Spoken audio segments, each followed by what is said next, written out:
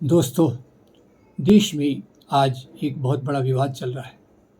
वो है त्रिभाषीय फार्मूला, जिसके अनुसार पूरे देश में अंग्रेज़ी, हिंदी और लोकल लैंग्वेज, रीजनल लैंग्वेज, स्थानीय भाषा, इसके आधार पर शिक्षा होना चाहिए। अब तमिलनाडु के लोग और उसके साथ दूसरे दक्षिण भारत के राज्य ये बात कह रहे हैं कि ये 3 लैंग्वेज फार्मूला हमें मंजूर नहीं है। हम अपनी स्थानीय भाषा और अंग्रेज़ी में यहाँ की शिक्षा जारी करेंगे।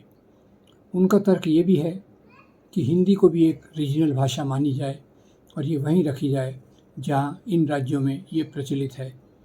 उनका दूसरा आर्गुमेंट ये भी है कि इन राज्यों में द्विभाषी फार्मूला है तो उससे इन्हें क्या नुकसान हुआ है।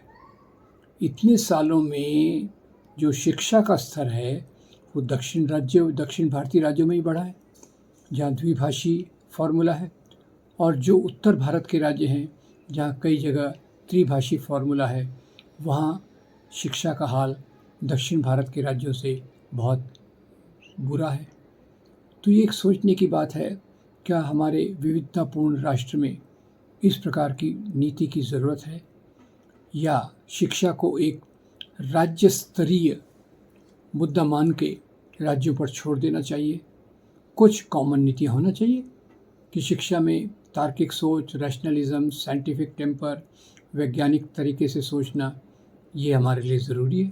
हमारा संविधान इस प्रकार की बातें करता है। पर हिंदी, इसको दक्षिण भारत के राज्यों पर लादना क्या उचित होगा?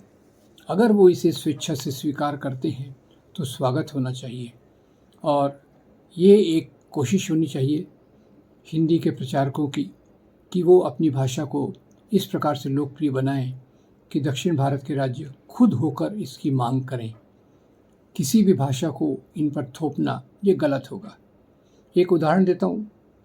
पाकिस्तान, ईस्ट पाकिस्तान, वेस्ट पाकिस्तान, उर्दू को पाकिस्तान की राष्ट्रभाषा घोषित किया गया तो ईस्ट पाकिस्तान के लोग जो बंगाली हैं उन्होंने इसका विरोध किया और वहाँ के पाकिस्तान के विभाजन की एक नींव बन गई।